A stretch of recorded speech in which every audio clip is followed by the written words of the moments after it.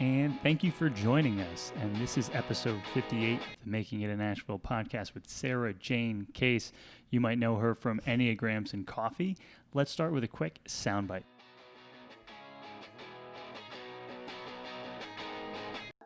There's maybe 3 major questions that I get on my account. And I think that's when I think of creating an offer or creating something that I'm going to monetize, I think about what are people keep asking me for and which one do I want to make.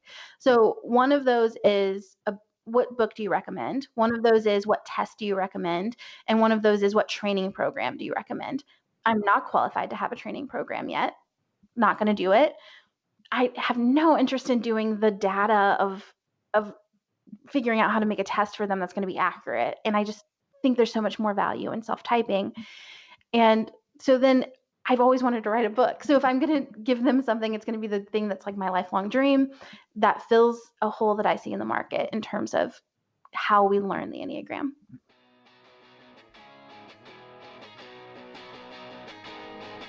Welcome to another episode of Making It in Asheville. This is a podcast where you get to hear the stories behind some of your favorite entrepreneurs and businesses here in Asheville. Each episode, we interview a different local Ashevillean. We work to uncover what they're making, how they're making it in Asheville, and find actionable insights that you can then apply to your own work and life.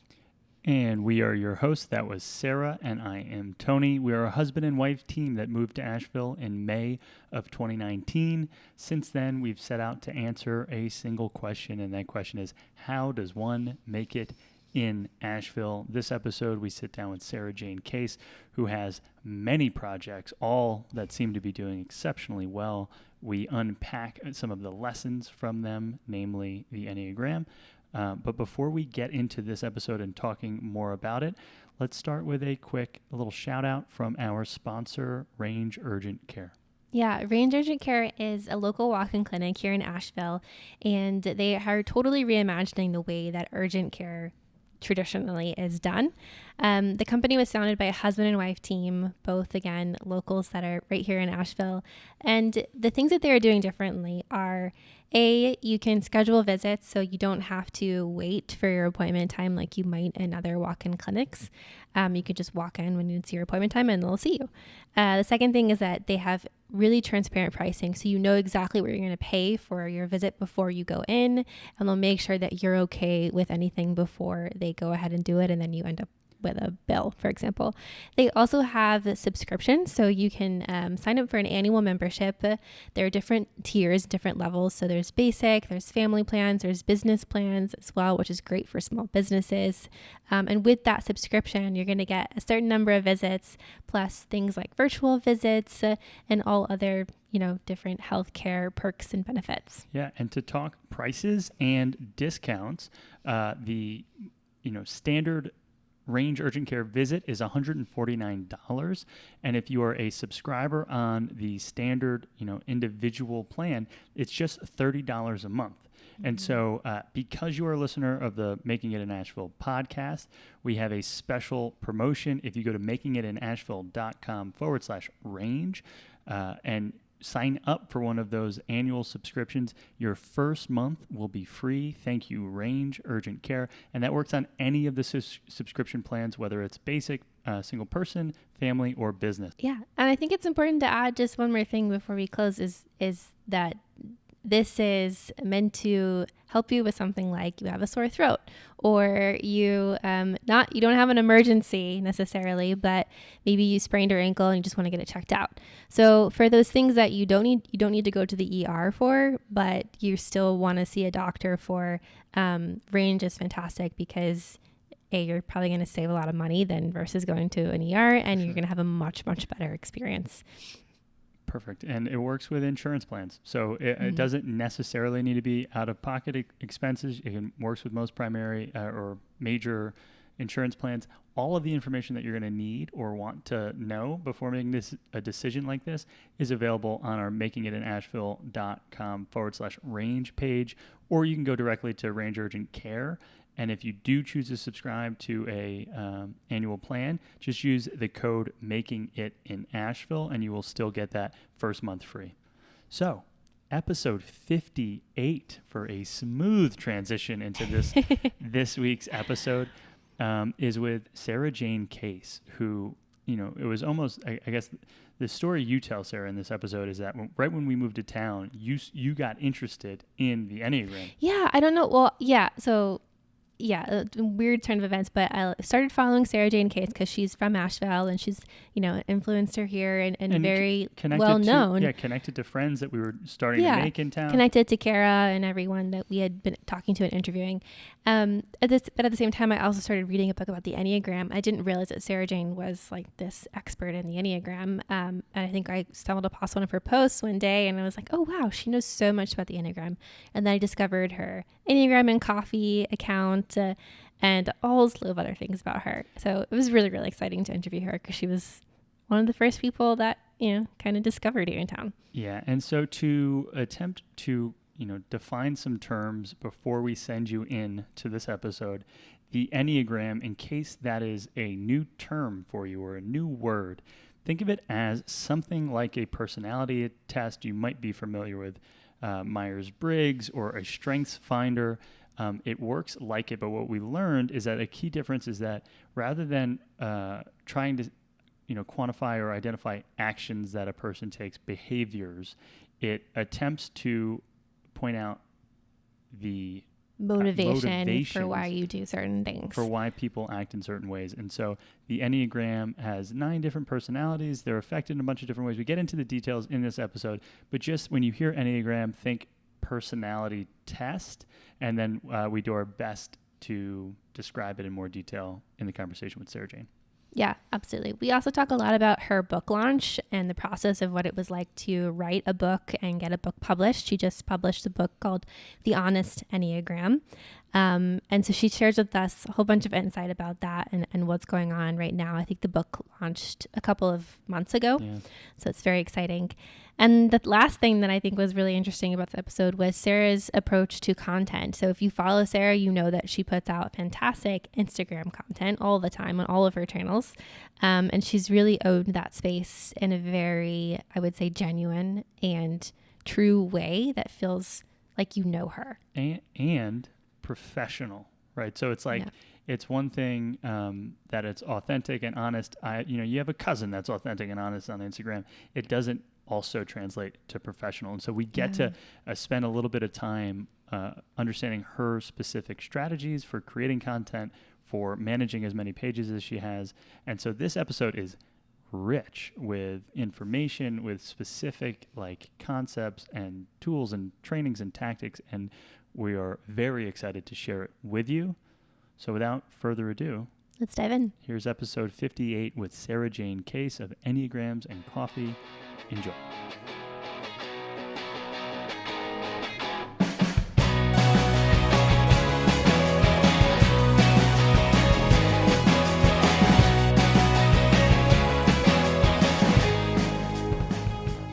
Please introduce yourself to the community and tell us a little bit about what you're up to today.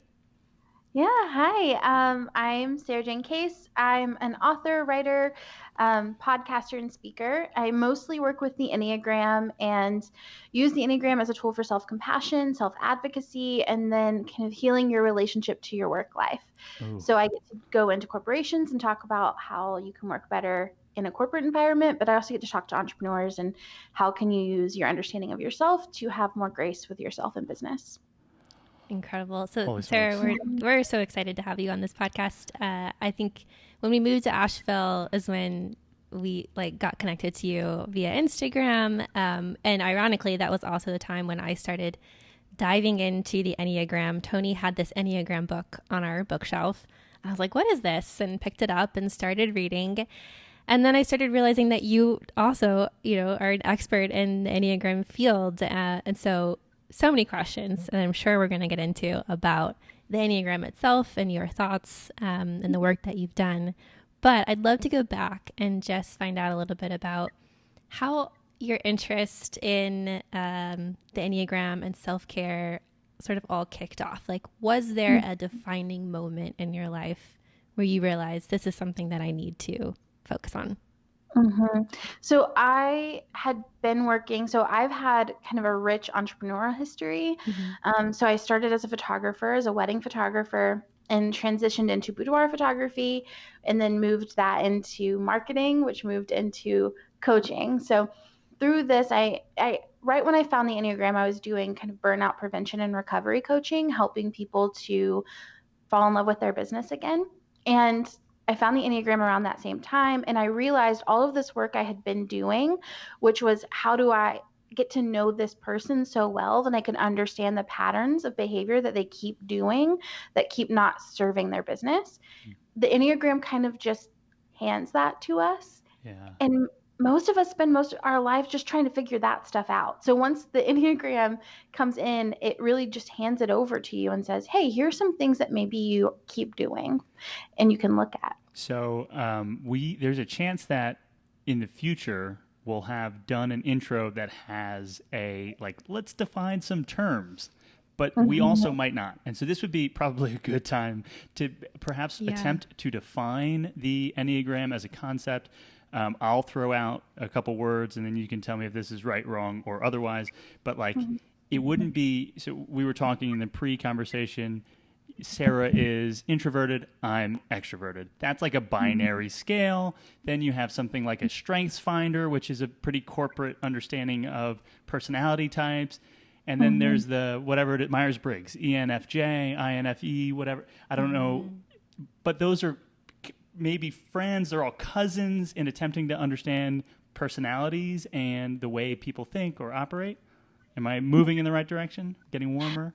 Yeah, I would Okay. say all of those really define and tell you what you do, right? They kind of point at this is what you keep, this is what you do, this is how you show up. The Enneagram goes into like a next level deeper into why you're doing it. What's your worldview? And what is it that is driving this behavior, so that you can actually start to separate yourself from what you think you have to be. So I like to think of it as the Enneagram is basically showing you what you think you have to be in order to be loved, safe, okay, and you actually don't have to be those things. And so a lot of the Enneagram is the unlearning of the behavior and the stepping out of what you think you're supposed to be to earn love. Whoa. Okay. Okay. Yeah. So that's that is very different than. So it's not so much like preference based. It's not like I'd rather read something than hear someone talk to me about it. It's is it would ego be a good word to describe? Like it's my ego feels safe in these type of feelings and feels scared in these other types of feelings. Yeah, a lot of people call it ego fixation. So it's what your ego's fixated on. So for some people, their ego's fixated on earning love. For others, it's on being happy, maintaining options.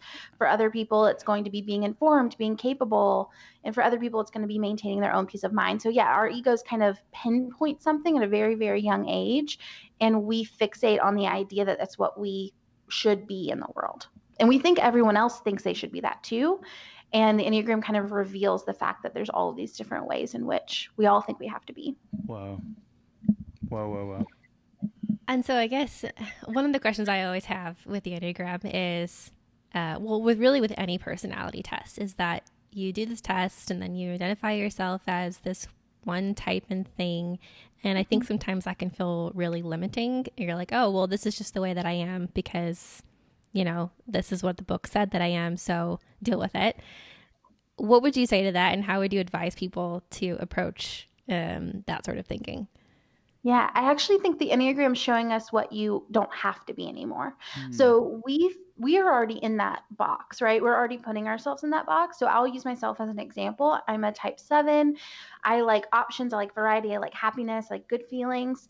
I like to be satisfied. And so I think I have fixated on the idea that that's what I have to be. I have to maintain these good feelings, these good moments. I have to live in the highs, and I have to plan for the future. I have to constantly be preparing and planning. And the Enneagram is kind of this opportunity to recognize what I've already limited myself into, and has shown me opportunity that I don't have to live in this like very narrow version of life. Whoa. So that's funny. I know very little about Enneagram, but when I was introduced to it for the first time, that's how that book showed up. Someone's like, "You're a 7," and then sent me this book, and I admittedly didn't do much by way of reading it, but I read a little bit and I was like, oh yeah, probably, yeah, that sounds like I am that. Mhm. But the one difference that I would self-identify from how you described your seven is that I historically haven't planned. So part of my Mhm. freedom or feelings of freedom and optionality was by like not locking into any future. Um, Oh, and so if I'm letting go, and I don't think we've done probably enough discovery of the concepts here, but if I'm letting go of this thing or identity, what does it look like? So in the Myers Briggs, there are 4 letter options by 4 letters, and so that's 16 total personality types.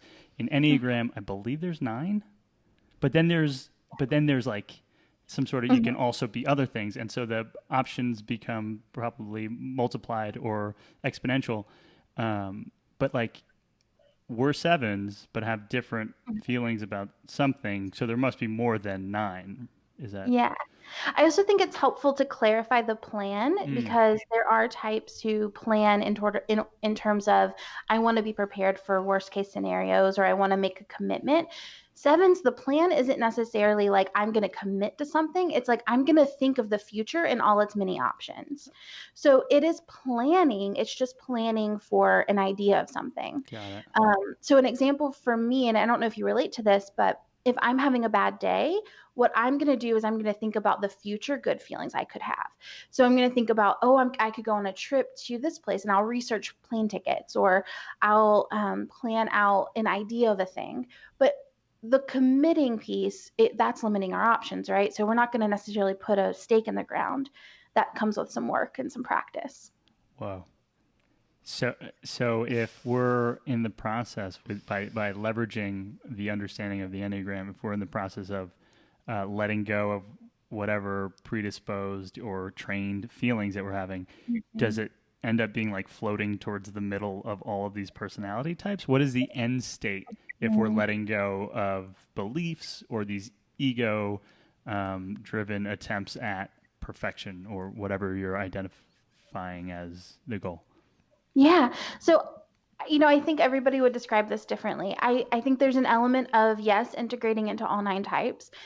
I also think the way that I teach the Enneagram, there's an inherent shame in that, like this idea that I'm supposed to overcome my number because I really want people to be in it for the long haul, right? I want you to feel like you're in relationship to this work. And so the idea that I can step outside of my 7 completely, I think is unrealistic. And so, more accurately, I think that we're in consistent relationship to choosing behavior patterns that serve ourselves and others better. And that the Enneagram is showing us where we're not serving ourselves and where we're not serving the people in our lives. And so, while yes, the goal would be integration, that's a day-to-day process and a day-to-day commitment. And so every day I can show up as a low-level 7 or a high-level 7, and I get to choose how I interact with this thing I think I have to be. Yeah, and that's something I read too about. It's like you have healthy versions of your Mhm. Enneagram type and then unhealthy versions of your Enneagram type. So it really is, it seems like kind of being your best self, which sounds super cliche, but that's kind of how I have interpreted a lot of that. Yeah. Um, I'd love to know too, like, so you just came out with a new book, The Honest Mhm. Enneagram, which is so exciting. Yeah. And there are already quite a few books out there about Enneagram, Mhm. and I'm wondering what your specific take on it is and why you felt the need to fill a space in Mhm. this particular space. Yeah, yeah. So most Enneagram books that I read when I was starting out had 2 things in common. One is that they were very clinical, very textbook-esque, and the second being that they were a little bit harsh. So when you're receiving the information, it's in language that I would never use with a client, right? Like lazy, gluttonous, It's like slothful, or vices, like, or the seven yeah, deadly sins, and you're yeah, like, what? yeah. And I usually would never label a human with those words. Yeah.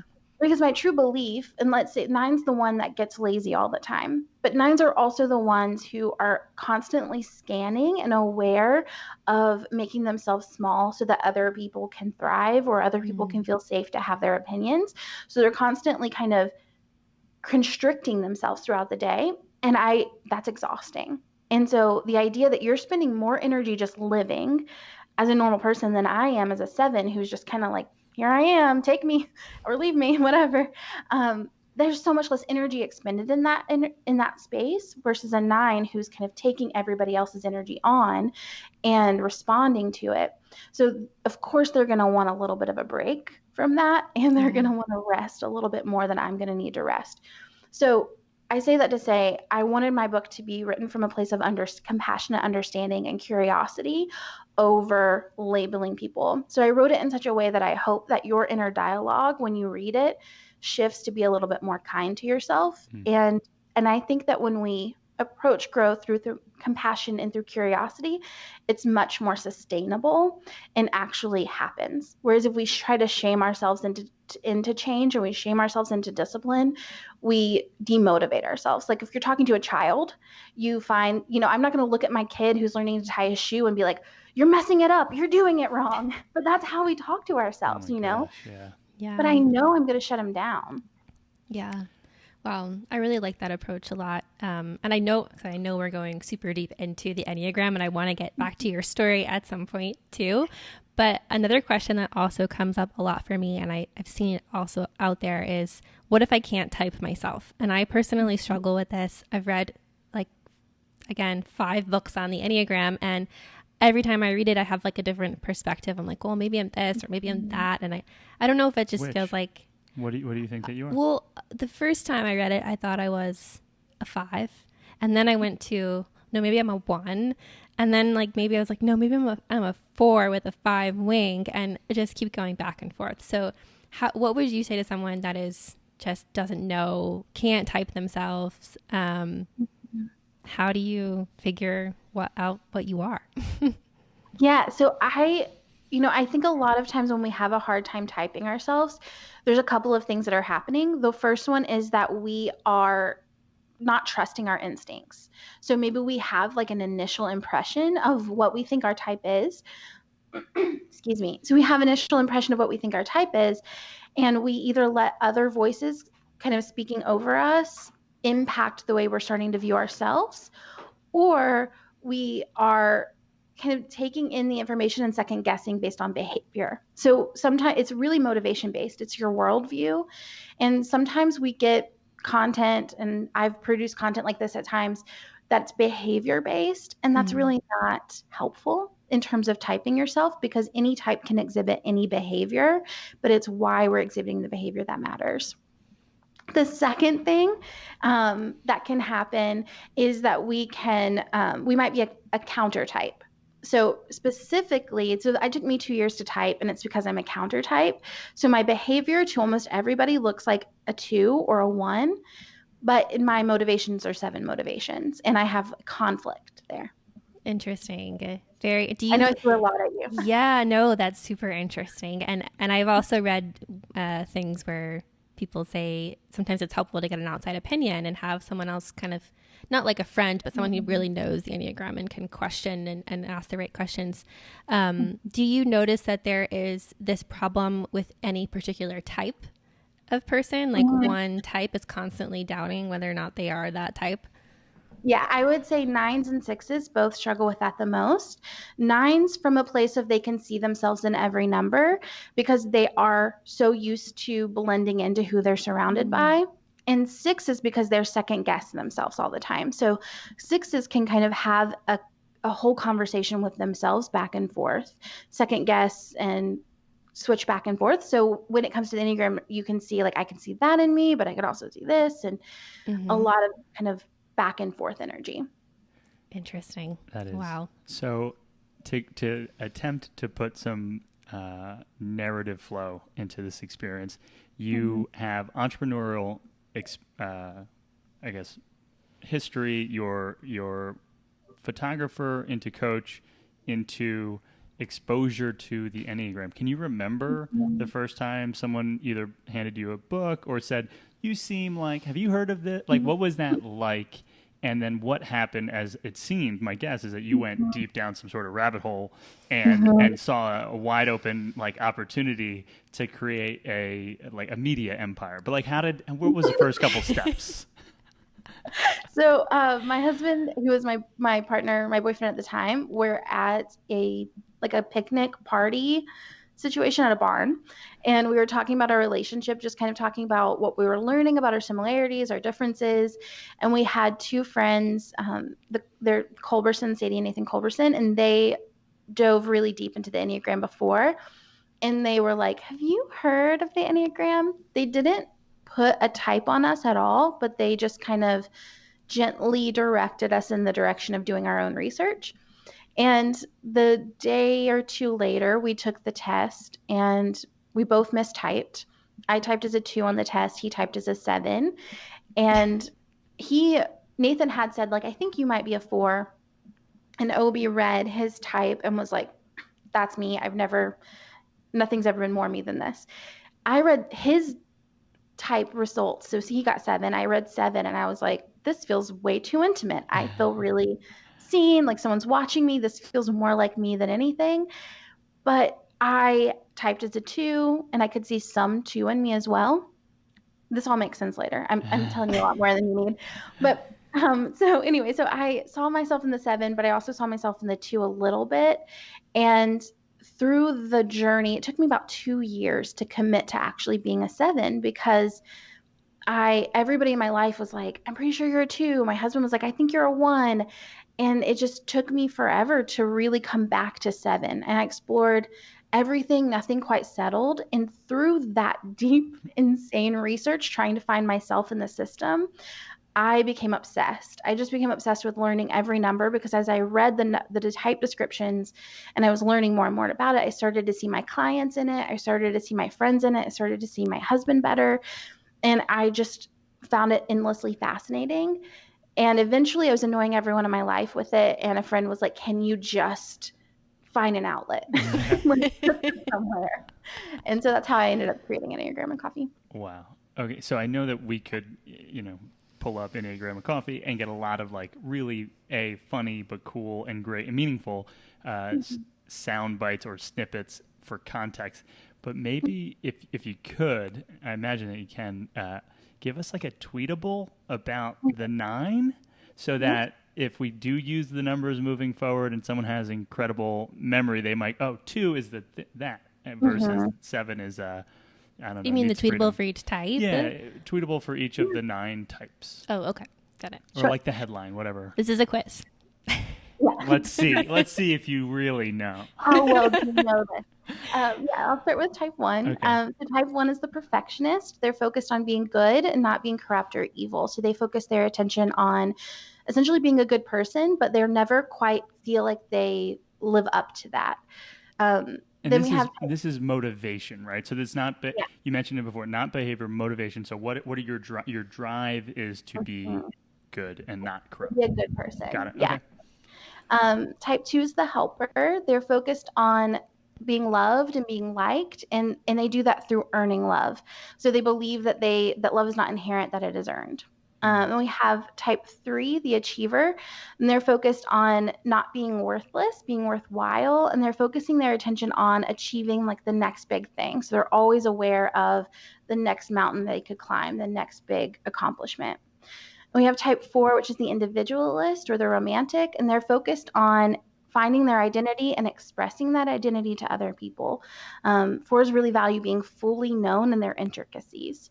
And we have type 5, which is the investigator, and they're focused on being competent, being capable, and they fear being incapable. So they tend to be constantly informing themselves.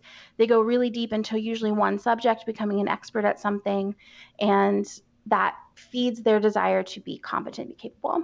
We have type 6, which is the loyalist. They're focused on safety and security, and they fear being without support. So they tend to create kind of stable social networks.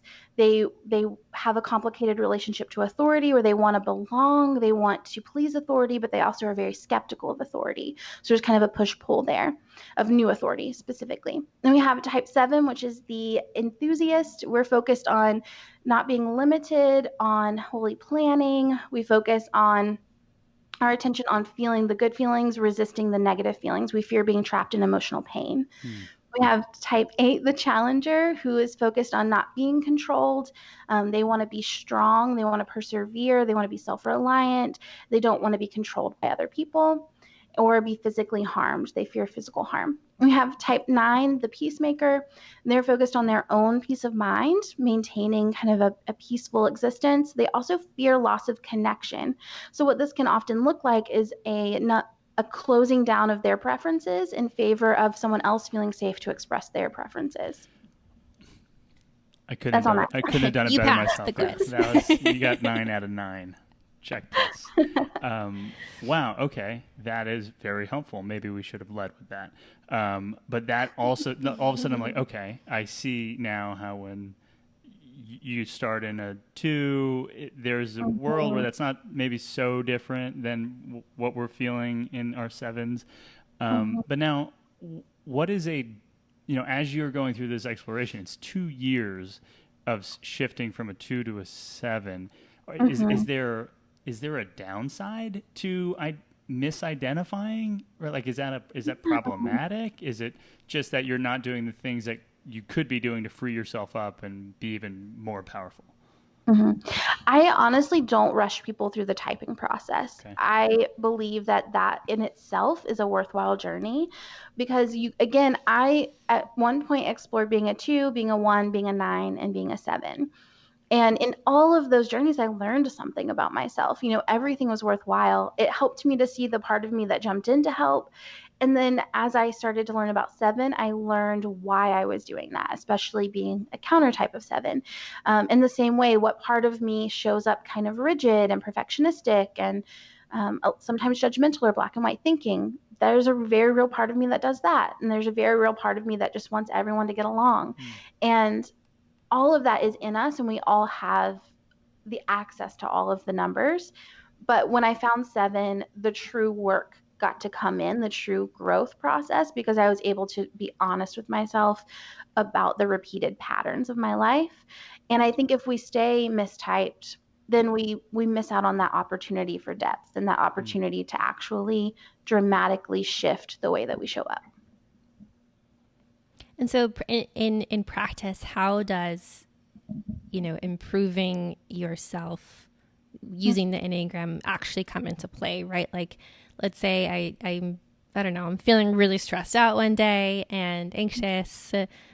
What kind of exercises can someone do to maybe improve themselves using the Enneagram? So I think of the Enneagram as a map. So it's kind of it's a guiding post to what kind of tools we do need. So it's not a tool within and of itself. We need tools to complement the map. And so the Enneagram gives you information into what tools are necessary. So for me as a type 7, I have to learn to sit with pain.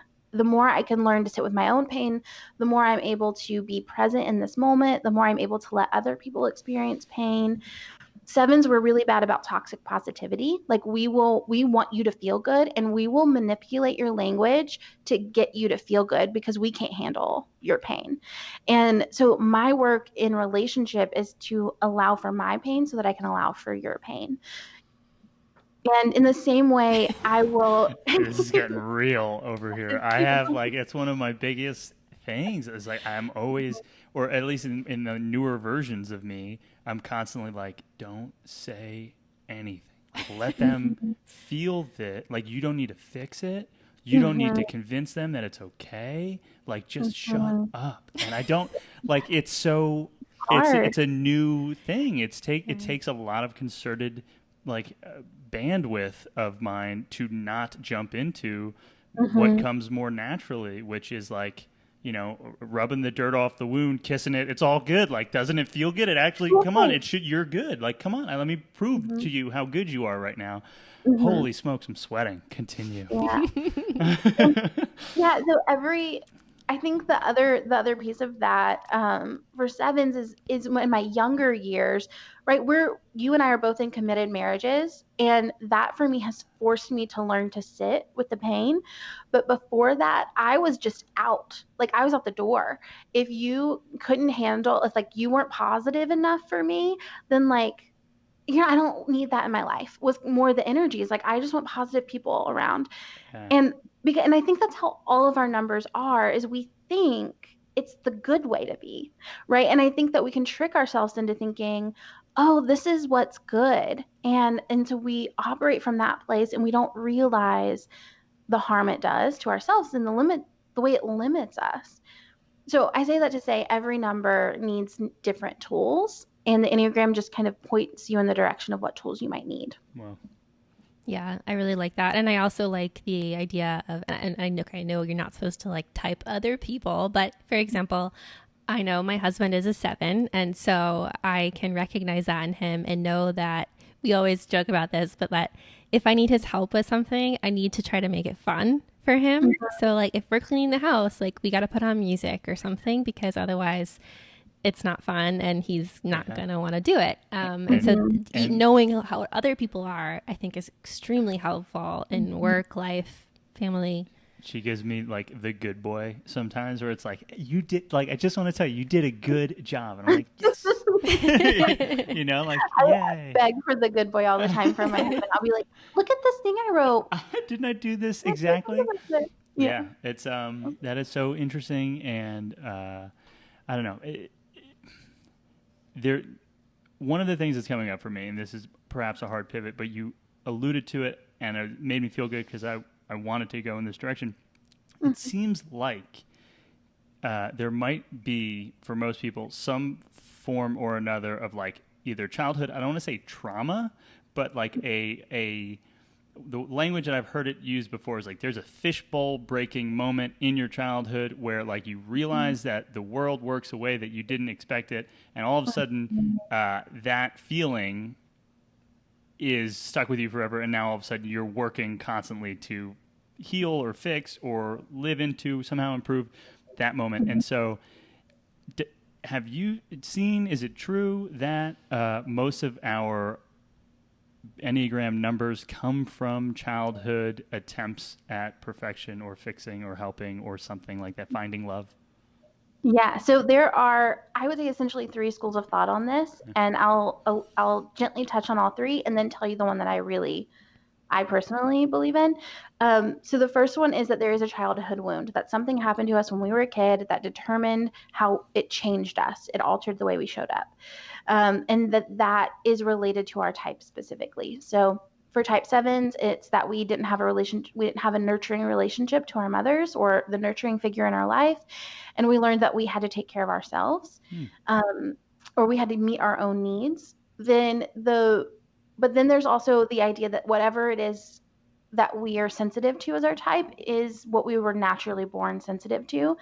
And our parents didn't actually create it in us. They just were a symbol of it, for the earliest symbol of it for us. So if I'm sensitive to the fact that I have to meet my own needs, then I looked for evidence of that my whole life. And my parents were the first piece of evidence.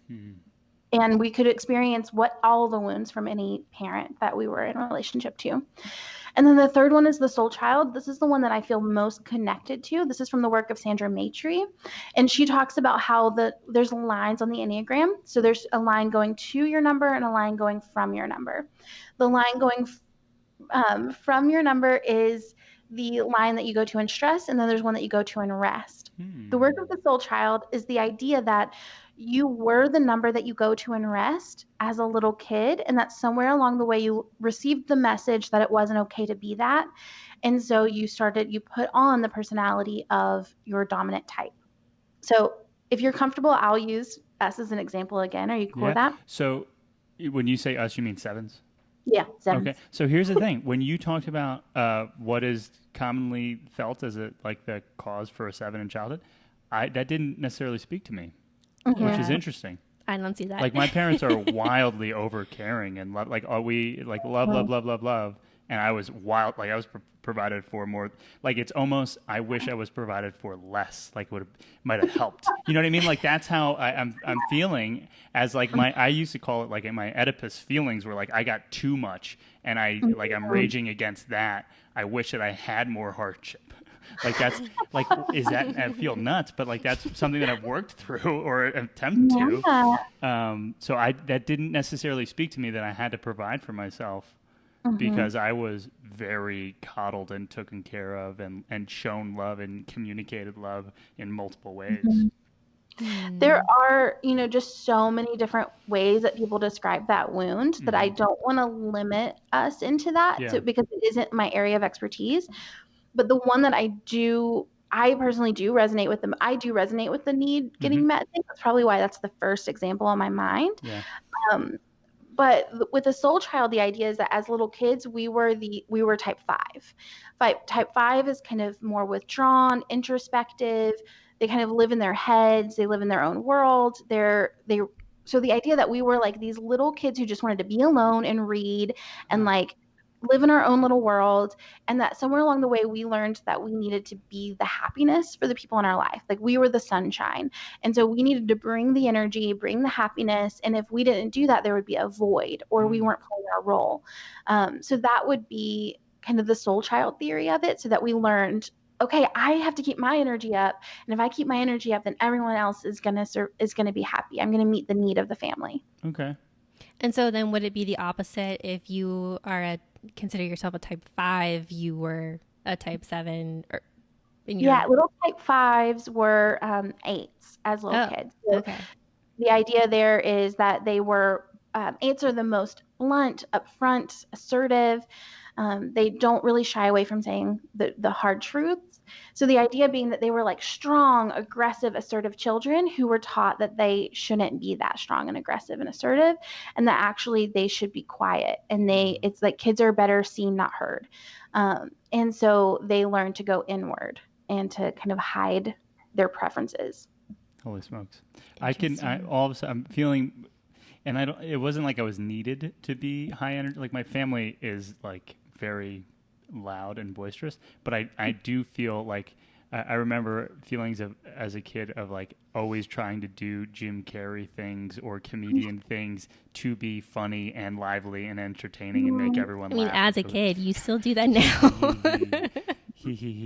But yeah, so like maybe there's something there. I don't identify with being very like in my own head, but maybe I was.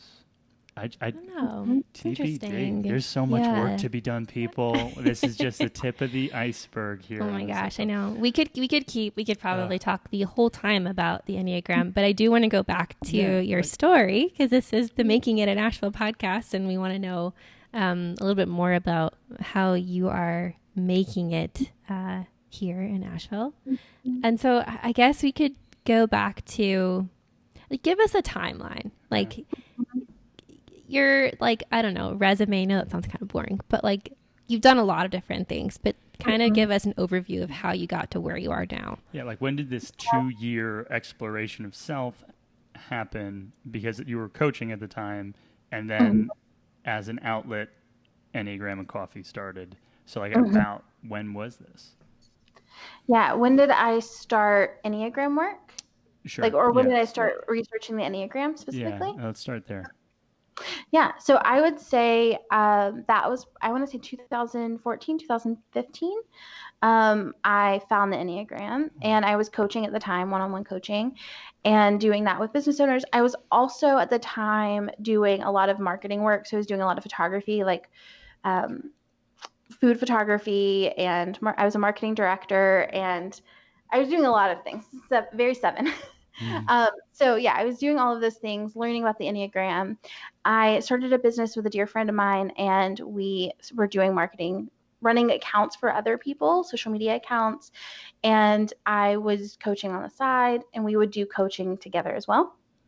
And around the end of that, I started coaching one-on-one directly.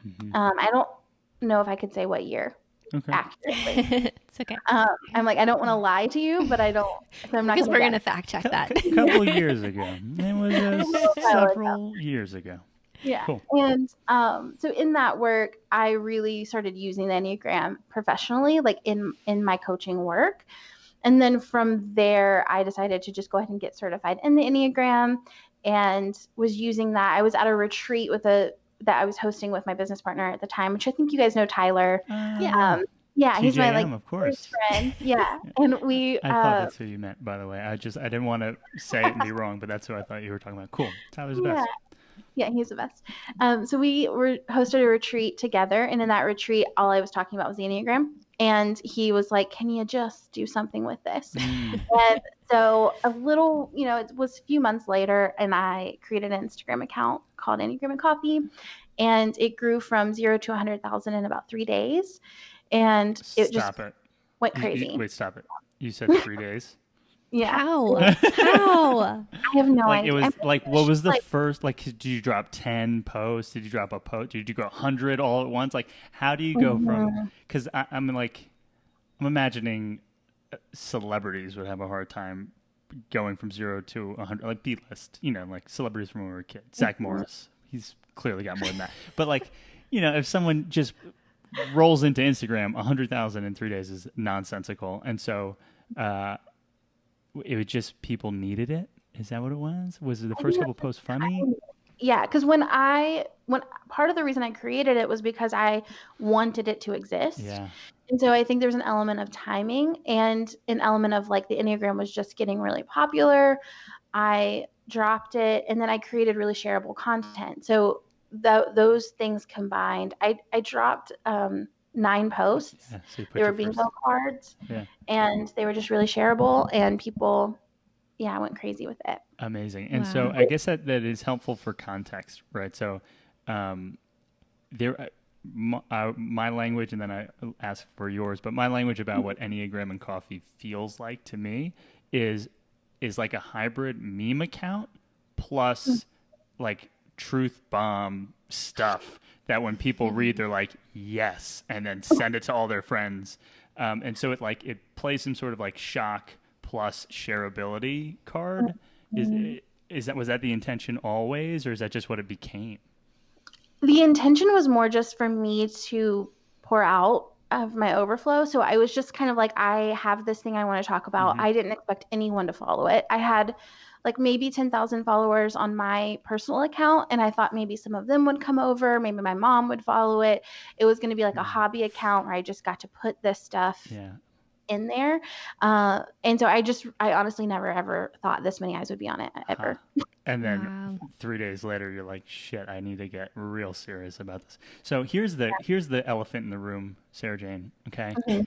Why haven't we talked about coffee yet? What does coffee play a role in all of this? Are you actually a coffee nerd? Do you love coffee? Is this a thing, or is it just because and coffee is a funny way to end an account? Yeah, coffee is like my first love. Oh. So yeah, I have like a binder I started when I was in middle school of the future coffee shop I would own one day, and I like backpacked Europe and went out to all these on like a coffee tour, and I lived in my car for 6 months and traveled the country and visited all the coffee shops I could find, and it's just like one of my first passions, and so that kind of just came into the name, and then now we actually have a coffee account too called Your Coffee at Home, where we just post how to have really good coffee at your house. Whoa. Okay. Did not know that. And so I guess that begs the question of like, how do you drink your coffee, and what do you think is the best way to have coffee at your house? My favorite coffee is cappuccino. It's like, I think the perfect drink because it's like the perfect ratio of milk to espresso. And now that is mostly what I drink at home or a pour over of some kind. Nice. Do you have a milk frother? We do. Yeah. We just bought one at Christmas time, and it was like the best present I ever gave myself. Yeah. I love cappuccinos as well. I lived in Italy for a long time. And so like the cappuccinos there are just plentiful and cheap and amazing. But we do not have a milk frother at home. And I've been contemplating getting one because of being at home so much more during quarantine and everything, and not being able to go out to coffee shops. What do you recommend? Well, okay, it depends on how nerdy you want to be. So I'm going to give you 3 layers. There's like the $15 hand frothers that work beautifully. You can also use your French press as a milk frother beautifully. Then we have an Aerochino from Nespresso that does the job, and I love it.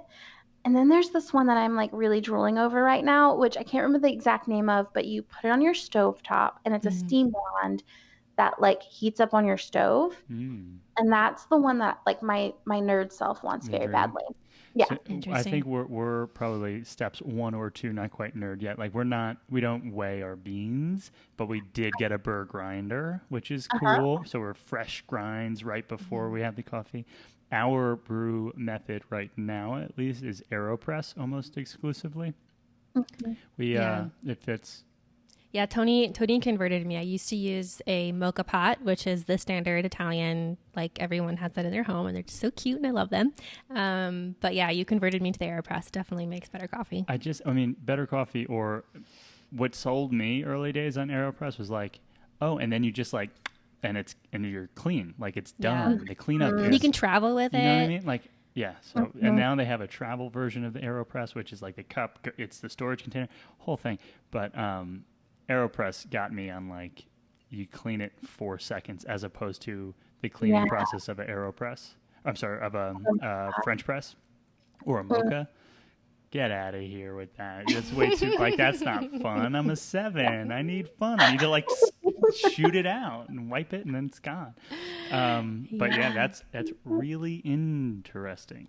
Yeah. We Oh got man. a goose. Okay. We got a gooseneck water boiler kettle is the word, I guess. Yeah. So I mean, slowly. We don't. I think Sarah, you would like pour overs if we, like if that was like a Saturday morning. Let's just take Yeah, some like if you just wanted to time have like a lot and of do a cups. little. You know Yeah. what I mean? Yeah, that could Mhm. work. Anyways, I can't wait until we can all like get together again and make coffee and like share coffee things. But Yeah. back to your story. So you started Enneagram and coffee, and I have to ask at that time because you also have like quite a good following on your own personal account as well. Did you have a big following at that time on your own account? Did that Said help about drive? 10,000. I mean, that's not Mhm. insignificant to anyone listening. And my guess is that in some of the coaching, and I don't know, we didn't do much of a deep dive. We've had Tyler on the podcast for primarily like COVID and like how to Mhm. transition to a Mm-hmm. web business in an uncertain time. But I'm guessing that part of your marketing and coaching was about online business and maybe social media. So it's not like, my mom starting an Instagram and Enneagram and coffee account, and then like it somehow also gets 100,000. Like Mhm. you were a marketing pro who also had a serendipitous maybe first 9 posts, but like Yeah.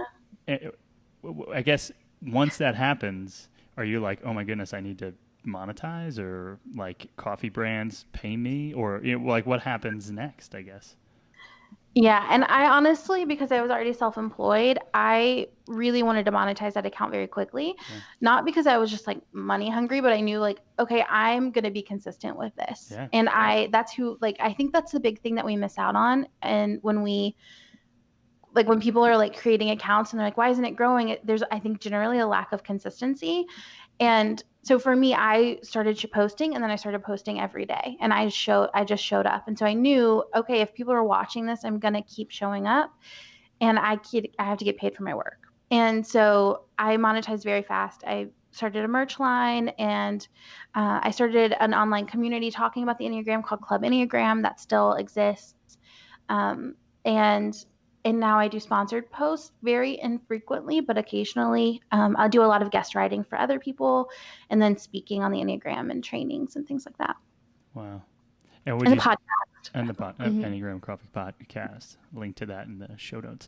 And then, but would that initial launch, would you give some credit to your, savvy as a marketer, or I just more want to, luck? but Okay. it was like I wish I could say that I had any. I think the only thing that I did well was the content I made was good content that people wanted to share. And I honestly, like, there was no strategy like at all, and I wish that I could say that because I could teach that for Mm, somebody. Mm-hmm. The reality is that I got in early yeah. and it was shareable. Yeah. I mean, I think that that's fair. Mhm. Consistent, shareable, good content. Mhm. That does sound like a recipe. That does sound teachable. But it's like, but people are gonna be like, no, that sounds too simple. Like, Yeah. simple is not necessarily easy. Like to keep showing up and keep creating content and keep having new ideas and ways of saying what is in effect the same thing in a new way. Not Yeah. easy. That is, I mean, that is Yeah. hard. Which, yeah, I mean, I would love to know, like, how do you, when you plan content, how do you go about thinking about it? What is your approach and your strategy to, do you plan out a whole month? Do you plan out a week? Like, how do you think about these things? Every season's a little bit different, but so I run 3 Instagram accounts, and in all 3 of those accounts, I do the same thing, which is I have a rhythm. So I don't necessarily plot my content because I know I thrive best when I listen to my intuition, when I kind of fly off the seat of my pants. That is where I create good content. If I try to write something for a month in advance, it falls flat for me. Some people do that. And there's also something special about like timely posts that, speak to something that just happened, and then you pull that in, and you couldn't have planned for that a month ago. Right. But I do have a rhythm. So I know for my Sarajane Case account, I do the same thing every Monday, Tuesday, Wednesday, Thursday, Friday on stories. There's like a theme for every day. And then for Your Coffee at Home, I know we post Tuesday, Wednesday, Thursday, and we have kind of a theme for that as well. Like we do a classic drink, we do a drink that Obi makes he gets to do whatever he wants. And then I do another third drink that is creative or innovative, and I know one of those every month is going to be a cocktail of some kind. So there's like a pattern to fall into. And the same thing with Enneagram and Coffee. I know I'm going to do a list, I'm going to do a graphic, I'm going to do a list, and then I'm going to do a larger series on all 9 types where they each get their own post, and I flop back and forth between those. Into it. Got it. So you just sort of have like this framework, and then you fill in the holes with whatever is relevant or feels right at the time. So it's not like I wake up every day like, what am I going to post today? But more so I wake up and I say, what list am I going to make today? Because I know the list. One of the ways we'll describe that is like creativity by constraint, right? Yeah. Like it needs to be a list, and I don't know, let's think about some lists, as opposed to it can be anything in the world. What could it be? What should it be? That sounds really smart, really helpful. Yeah. Mm-hmm. Amazing. So we're here now. You have 3 different Instagram accounts. You are widely considered an expert on the Enneagram and have just launched a book and doing public speaking and so on. What else is going on in your world right now? And like, it seems like you have like 20 jobs. How would you describe, what's going on right now? Yeah. So I think of it as kind of three little worlds. So in my Enneagram world, I have a Patreon account that helps support the podcast, and I do podcast ads. And then I have Club Enneagram, which is where we go deep into personal growth in the Enneagram. I do sponsored content over there as well, and that's where I do most of my speaking engagements and my book.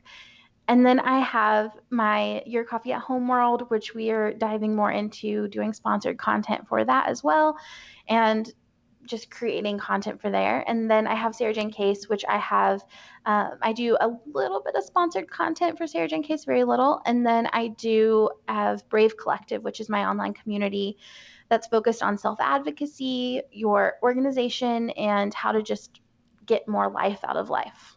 Whoa. Yeah. Question of all of that, and there's so many questions, but the one that I'll lead with is when thinking about launching a book, right? So I have personal opinions on books, and I would love to know what yours have been or are now that you've gone through this process. But I like to think about books as like there are a couple reasons why it makes sense to launch a book. Rarely it's what people think. Like a book is probably the world's greatest business card. Right? Like a book gets you onto stages, a book gets you to keynote, a book gets you as a consultant. Books sometimes are meaningful as like the vehicle for information transference, but like not actually as powerful as like the medium as blog posts could be. Like most books could have been a blog post, like, or a blog post series, right? But like there are reasons to write a book. And then there's the whole process of actually getting that book from, I have an idea for a book, to it's published.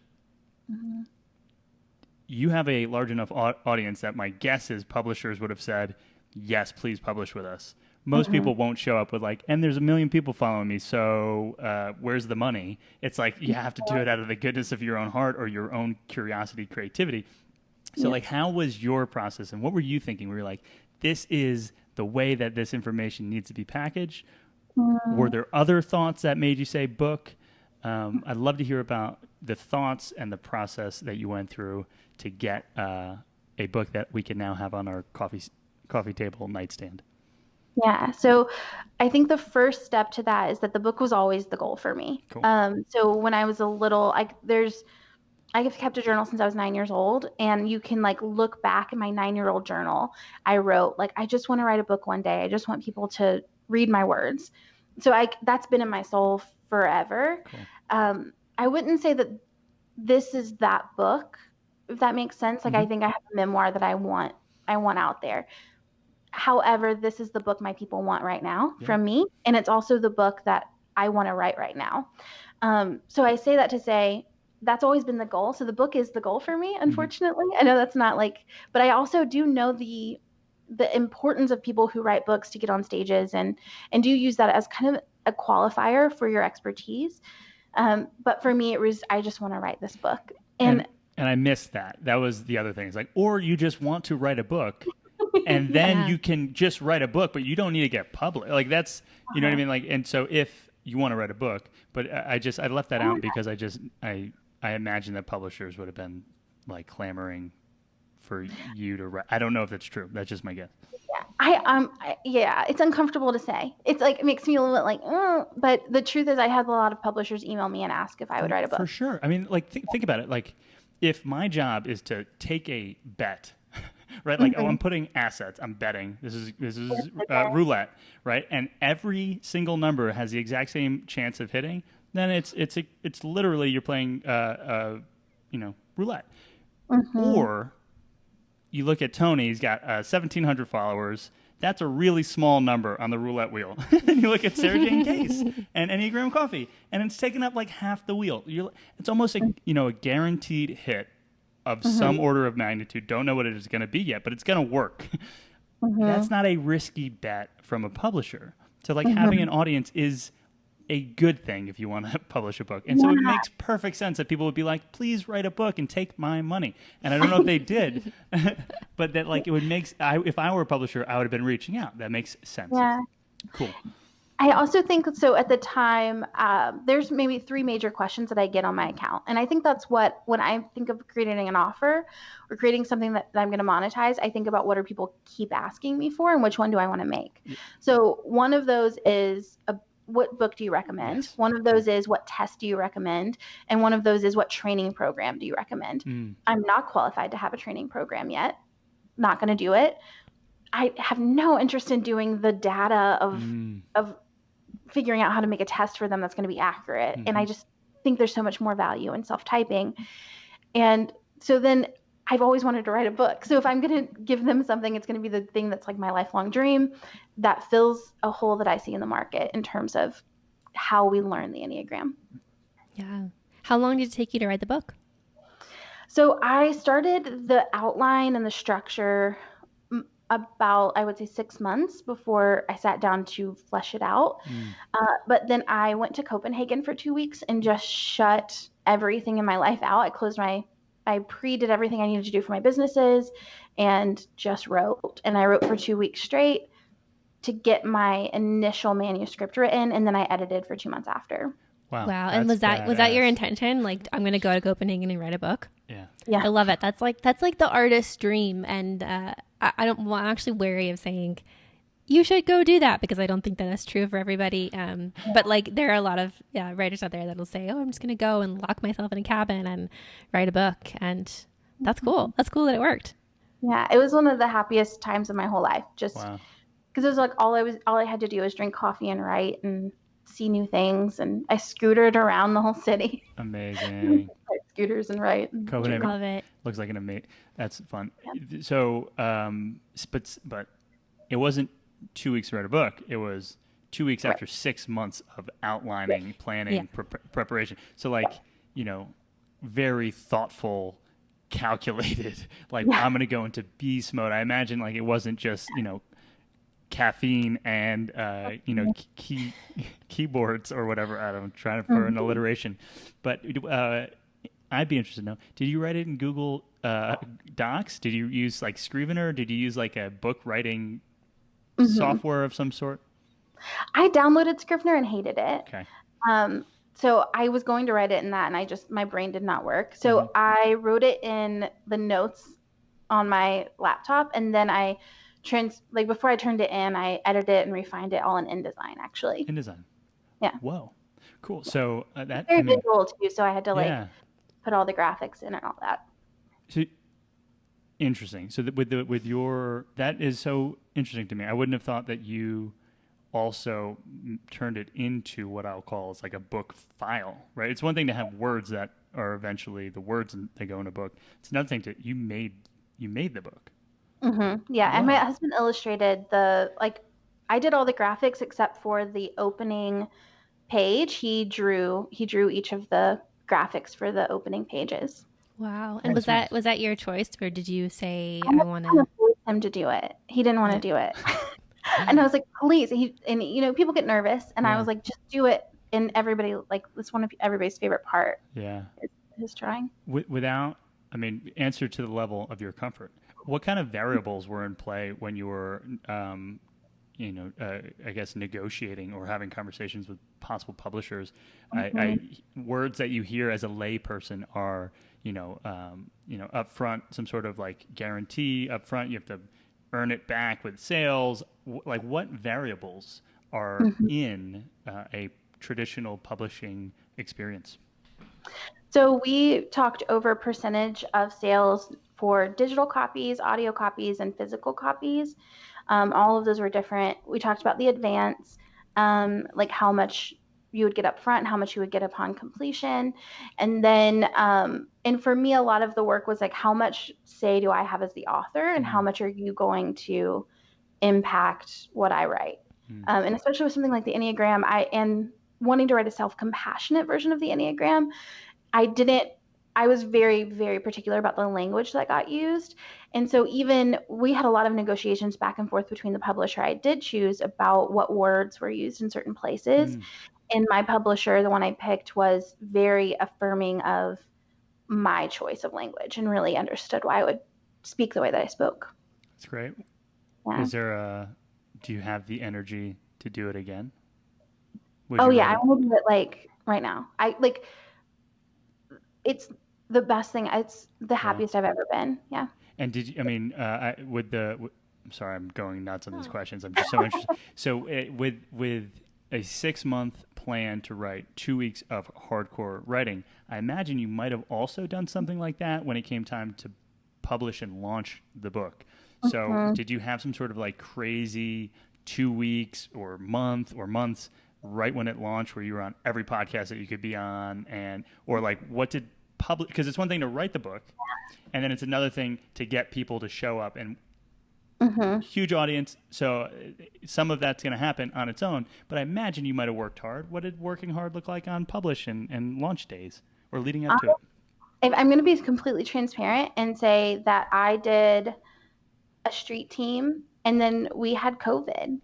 When I launched right at COVID, and full transparency, I'm grieving and I'm really struggling to show up.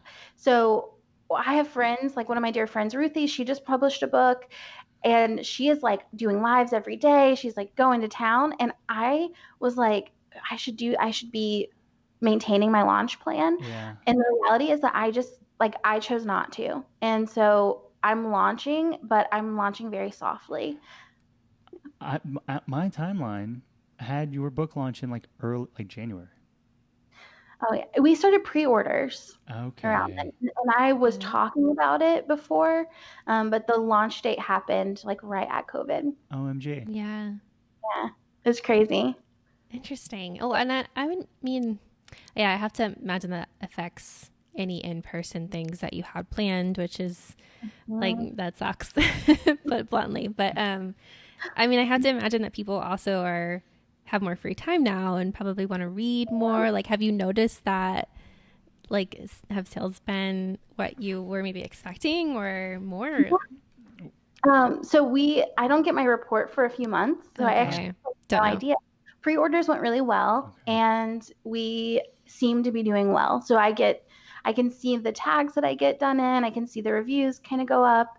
So it seems to be going really well. Cool. And Yeah. we're still kind of in that, we don't know yet. Yeah. My current plan is to allow myself the space that I need right now to just live and breathe and be Yeah. okay and be scared.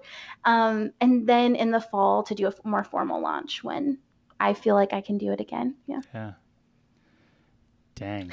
Cool. I was, That's not a very exciting answer, but it's the truth. no, that's a beautiful answer. And that goes to show you how, the finest laid plans don't necessarily mean much, but the act of planning, as they say, is important and helpful. So even if the plan doesn't ever come to fruition, I'm wondering more about today, right? So you have these multiple businesses. We went deep on books. Anything else that of the many hats that you're wearing that is maybe recharging for you or most exciting on the back half of this year?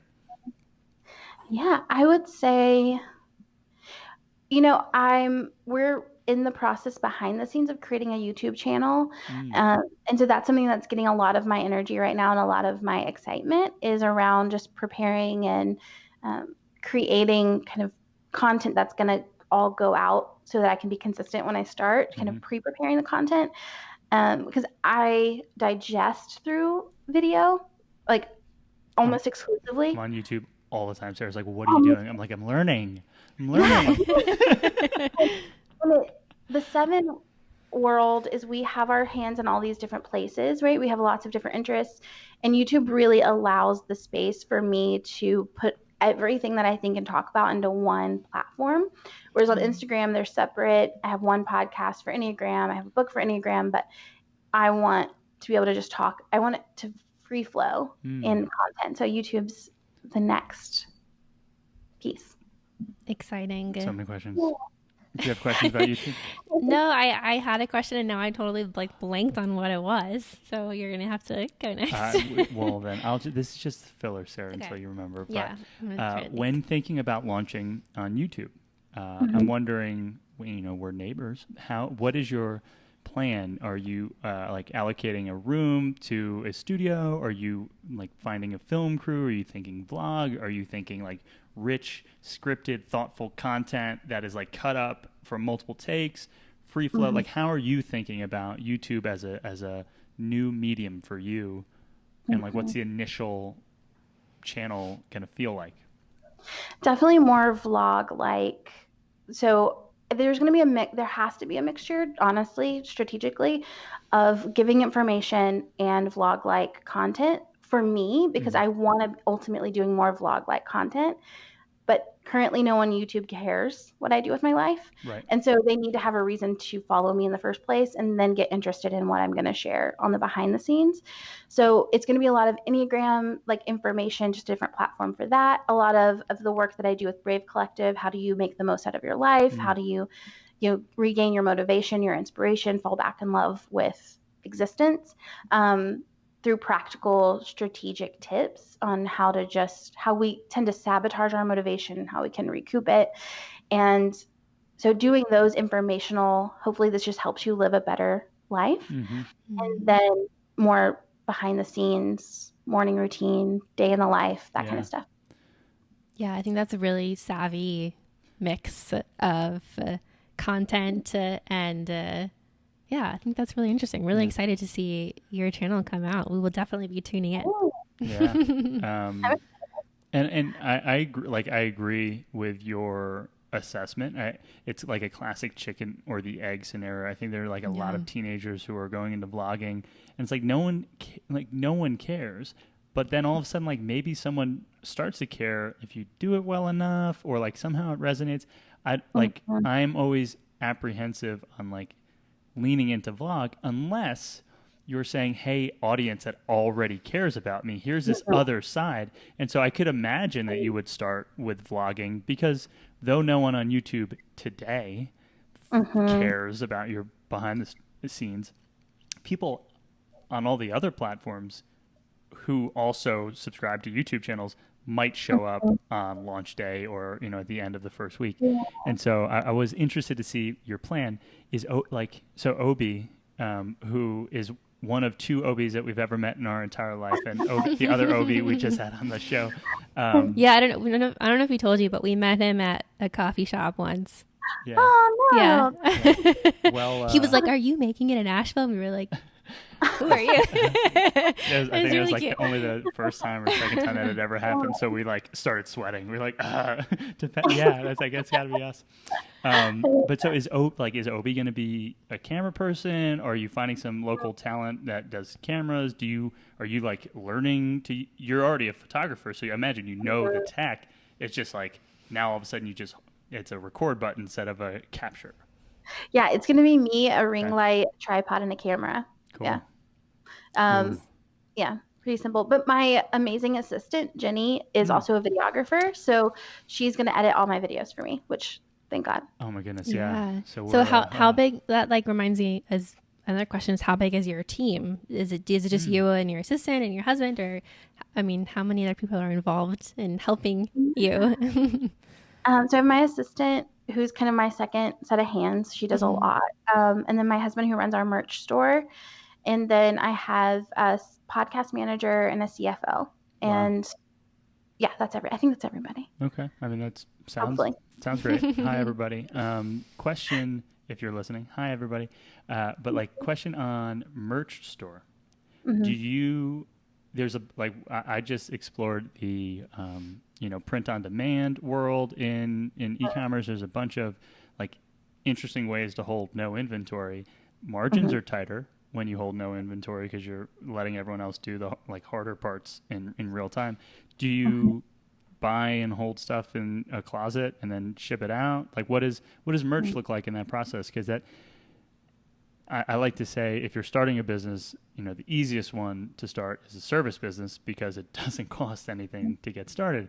But then like all of a sudden there's some like really interesting ways to go into product and have it be low or no risk while you test appetite for, your merch. If you have an audience, even better. If you don't, you can make one and have a limited downside. So like, what does merch look like in your world? So we do drop shipping and we love it. The only downside that we've found is that customer service is tricky because we're not as in control. And it takes longer for people to get their product. We don't mind the low margins just because there's so little export in terms of our energy. We looked into holding stock because we had those two problems where we felt like customer service and ship times weren't ideal. But when we really did the math for us in terms of having a place to store it, having people help us to ship it, because I don't have time to pack and ship it. My husband doesn't. Yeah. So we were just like, by the end of that, we're actually going to have lower margins. So drop shipping worked better for us and our team. If you are primarily doing merch, if that's your main like income source, I think doing your own shipping would make more sense. Yeah. I think that's a great assessment.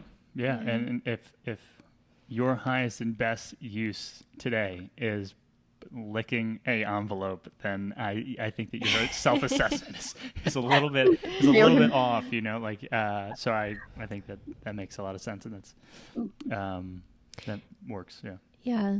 So another thing we haven't talked about is why Asheville. Are you from here? And if not, what brought you here, and why did you stay here? I grew up in Asheville for the most part. And when I graduated high school, I moved away for college. And then after college, I backpacked Europe, and then I traveled around the country. And traveling the 48 continental states, I was looking for where I was going to live next. I was like, where am I going to go? Where do I love? I loved California. I loved Oregon. I loved Vermont. And I loved North Carolina. Those are my 4 favorite states. And it feels thematic to me. Yeah, there's water, there's mountains, there's greenery. And so when I came down to North Carolina, I was like, well, my family's here. And Asheville's still magical. Like all of my favorite cities too were those kind of small college hippie cities. And I had it all here. And so I moved back and didn't really know if I would stay, how long I would stay. But then I just haven't wanted to leave. And my husband and I got married, and we just every day, like honestly, we wake up every day just grateful to be here. Like everything's beautiful. There's never there's plenty to do, but not too much to do. Yeah. It's magic. In what part of Asheville do you live in? We live in North Asheville, kind of Okay. near Beaver Lake. Oh. Oh yeah, I love Beaver Lake. I always go run there. It's the I used best. to trick or treat here when I was a little kid. So I grew up like in trailer parks, like out in Leicester. And I used to trick or treat here, like in the Savvy. nice neighborhood where they would give you Yeah. the big candy bars. And I would like say, like, I'm going to live there when I grow up. That's where I'm going to live. And that's where we live. So it Amazing. feels like a full circle moment. Yeah. Yeah, And that's awesome. I believe on the internet you have an office in town. We're entertaining an office idea. Is it in downtown? Is it also in North Asheville? Where's the office? The office is downtown. It's off of Market Street. Yeah. Cool. But with COVID, we haven't used it in a while. Yeah. I mean, Yeah. was that required because it was a non-essential business? Like, or how does that, I guess, end up working out when it's not a storefront? It's just like a place that you go to work. So we could have we like legally could. I'm high risk. I have like some chronic lung stuff going on. Okay. And so we just didn't want to take that risk. And Yeah. then Tyler and I shared the office, and he has like a whole team, and just kind of in favor of like all of our safety. My assistant and his team and Obi and I just all decided to work from home. Smart. Yeah, makes sense. Yeah. I lovingly say I am not a germaphobe. So like I would have made the same decision Yeah. had we even had an office as an option. Yeah. So Sarah, what's next? Like what are you thinking about in the future? We know you're going to keep obviously or have a cooler launch in the fall. But what else are you thinking about coming up? Yeah, so definitely book launch, YouTube, and ideally another book in the future. Fingers crossed, and just maintaining the work that we're already doing. It's amazing. When thinking about then Asheville, right? So we're in like to timestamp this, we're in like a partial phase 2, slowly coming out of quarantine, maybe, right? Like it's Groundhog's Day. Do we see our shadow yet? Don't know. What thoughts when you think about Asheville are you most excited about in terms of the community or nature or whatever it is when you think about an attempt to return to normal, though it might never be normal? What things are you thinking about? Yeah, I mean, I think we've really dramatically altered our life since quarantine in a way that actually feels really good to us. Cool. So I haven't really thought much about what we want in the future because the present is so good for us. So I don't know if I have a strong answer. There's nothing that I'm yearning for right now. So what changes, if you don't mind sharing, like have shown up? Like have you what's different and that you're grateful for? Yeah. So we used to work in the office every day. We were twice a day coffee shop goers, and we celebrated with like going out to eat all the time. And those are all things that I love and I think are important to support our community as we rebuild. But we've spent more time at home in a way that feels really healing and good for our mental health and physical health. And so we're really enjoying it. So I don't know. I think probably we rent right now. We're looking into buying and being more in our space. Yeah, I hear that. I mean, we've always kind of worked from home. I mean, for the past year, we've worked from home. So it's funny because this really hasn't changed that much for us. But there is like this stronger sense of we're cooking a lot more. We're like life, it seems like slightly less chaotic, like not running around town doing like having to go to meetings or, feeling like, I don't know, we need to go somewhere and do something. So I totally get that. Like it feels very grounding and healing. And while we miss going to the coffee shops and miss certain restaurants, there's something special that I think will probably carry throughout all of this. For sure. And I mean, the feeling that I feel through it is just gratitude because like how crazy is it that the world is on fire and like we have been gifted the feelings of like calm and thankfulness, and like things are getting somehow better. Like that's nuts. Like Yeah, it's not like that for everybody, for No. sure. So I feel very privileged and lucky, but yeah. But we're with you. I think that there's a lot of in our own world, at least, there's been a lot of good feelings of good things that have shown up for us, and thankful for it. Yeah. Crazy. Cool. So, Sarah, we're going to move into our last little round, which is what we call the speed round. Oh my goodness, it's going to be so fast. You got to strap on your seatbelt. No, it's not really fast at all. It's just like sort of some random questions that we'd like to ask guests to be something kind of fun at the end. Yep. So my question for you is, I know that you are a big proponent of self-care and you advocate for that very much. What is your favorite self-care thing to do, routine? Yeah, journaling. I think morning pages, just getting like all of the thoughts out of my brain first thing in the morning can really calm down what is a very fast moving brain and just get it all out. And we'll link to the Artist Way, Yeah. which was how I first heard of morning pages. I think that you've inspired me. Holy smokes. That was a really good moment in my life. Also, my hamster wheel is constantly like, and so the morning pages, I think it's a funny action because you can think at whatever words per minute. You can speak almost as fast, maybe depending on who you are, but you can't write that fast. And so it's like a forcing function to slow down. Great. And then we'll speed back up. Next question. Favorite place that isn't your home in Asheville if someone was new to town you wanted to show off? I would say High Five Coffee, just because it is, especially Broadway, especially on a rainy day. I think that's really special. Cool. Nice. Yeah, we go there often. Yeah. Speaking of coffee, favorite coffee blend or roast? I don't know what the right word is. Or the one that you're drinking right now, if you can't pick a favorite. Yeah, I think I have a definite favorite. It's Finca El Puente from Counterculture. It's my fave. Nice. Finca El Puente. That is cool. I'm gonna have to Google that one because. So then the next question is: can you remember a favorite cup of coffee? Maybe it was in Copenhagen while you were writing a book, but like, was there a moment and a cup that stands out above the rest? Yeah, I would say the first one that comes to mind is when I was backpacking Europe. I'm going to talk about the cafe, not the coffee. Perfect. But the coffee is the home. But I actually was backpacking with my ex-husband at the time and his brother, and it was just not a very fun experience. We didn't travel the same. He was very controlling, and I'm very freedom oriented, so there's a lot of butting heads.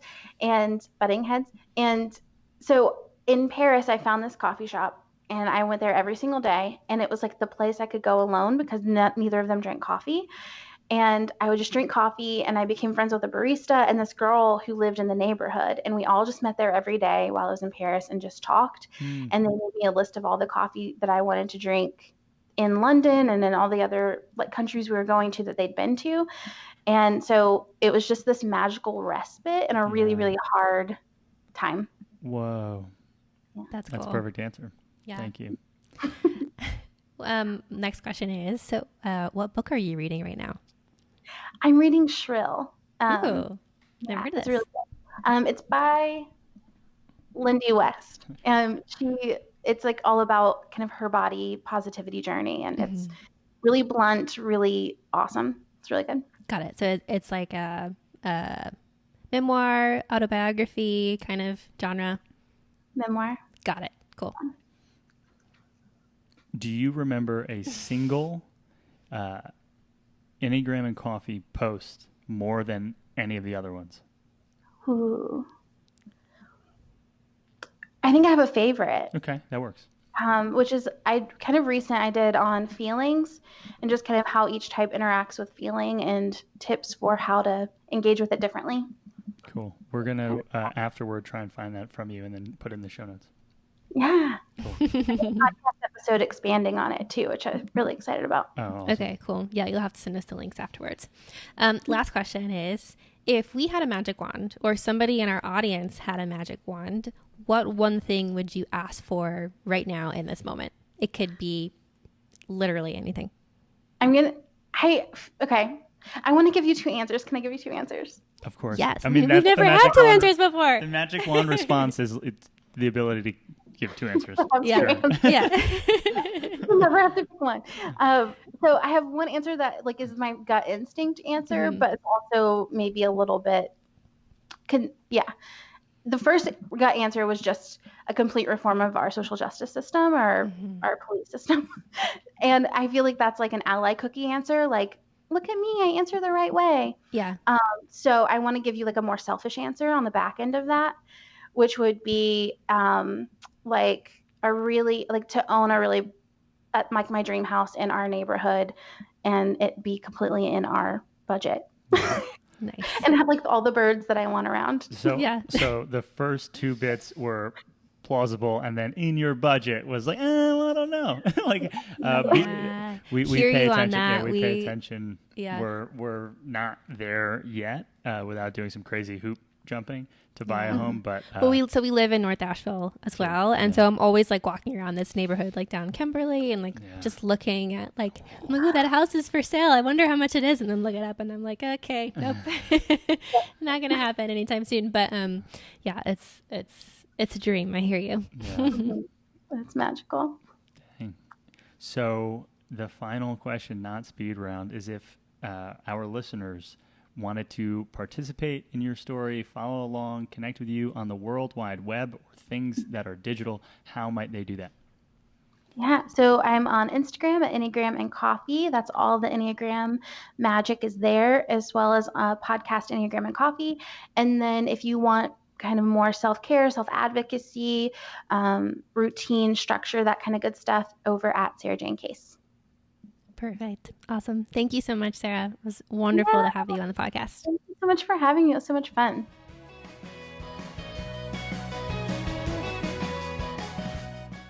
And that was episode 58 with Sarajane Case. You might know her again from Enneagrams and Coffee. If you don't already follow her, please check it out. There are, I'd say, probably thousands of really funny, meaningful, helpful, all sorts of lessons about the Enneagram and personalities on her Enneagrams and Coffee page. But I think that this conversation for me opened up this whole new kind of realm of discovery that I look forward to doing personally. I hope that you listener are feeling the same way. So if you're interested in some of the resources, concepts, tools, tips, tactics, any of the links that we can share, they're going to be on our show notes page on makingitinasheville.com/058. That is the episode number, makingitinasheville.com/058. And as always, if you enjoyed this episode, we would love it and appreciate it if you could leave us a review on Apple Podcasts. It's how other people can discover this podcast. And when you leave a review, not only do we do a little happy dance, but it lets other people know that what we're up to is pretty cool. Secondly, please subscribe to this podcast if you haven't already. You can do that on any of your favorite podcast players. You can also subscribe to our newsletter at makingitinasheville.com/subscribe. That's a fantastic way to get notifications whenever we post new episodes, as well as behind the scenes information, insight that we share about each episode, and be the first to hear about upcoming events, launches, all that fun stuff. Yep. And our community, which is growing even through this pandemic and even through quarantine, all of the events that we do and community building kind of get-togethers, whether it's a Monday Maker Mixer or anything that we are dreaming of in the future, that will be announced on the email list. So just another reason to make sure that if you aren't already, please do visit makingitinasheville.com/subscribe and join that email list. Also, we want to once again just thank our sponsor, Range Urgent Care. We've had them on the podcast before. If you haven't listened to that episode, please do go back and listen to the founders, share their story, their ideas, their worldview is, I think, refreshing and powerful. And so they are in the business of using first principle thinking when launching this very much needed business, which is an urgent care clinic. They just happened to say, or I guess ask the question, why? Like, why is it being done the way it was? Why couldn't we do it this way? And what we think, Sarah and I, is that what they've gotten to is a really great model, one that we are proud to represent and support and be like patrons of. And so I am a subscriber to the standard kind of plan. And if you are interested in hearing about the annual subscription, what that affords you and the special discount available because you're Making It in Asheville listener, please visit makingitinasheville.com/range. Range Urgent Care has a special first month free for any annual subscription. And we have a lot of information about those policies, those plans on our website, makingitinasheville.com/range. We also just want to let you know that this podcast is powered by our very own marketing agency. If we didn't have our marketing agency, it would be very challenging to have this podcast. It's called Making It Creative, and we help small to medium-sized businesses all over the world with marketing, storytelling, and revenue strategy. We like to think about our position with most businesses as something between, I'd say, storyteller, marketing focus, and something that is also sales focused. And so we'll sit down with owners and really work with them to identify who their customer is, what their customer cares about, what makes their brand and story so unique and specific, and then attempt to pull on the biggest, most obvious levers to increase sales, to increase the relationship that you have with customers so that your business is just in a better place. If you're interested in having a conversation like that, starting to explore if we would be a good fit for you or for your business, please just visit makingitcreative.com and you'll see exactly what to do next. Awesome. And don't forget to check out our upcoming events at makingitinasheville.com/events. Every month we host our monthly Monday Maker Mixer, which while traditionally is in person and it's a social networking event, currently will be held online. It's a fantastic way to get to know other local businesses and sort of find out how maybe you can help them and how they can help you. Yep.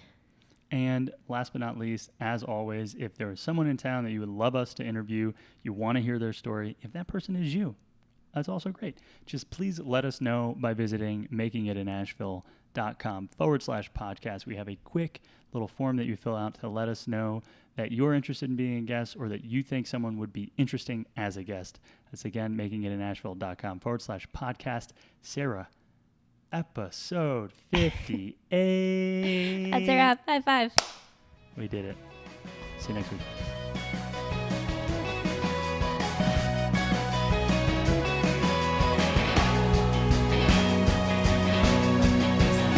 I don't know. Cool. Thank you, YouTube, for watching to the very end.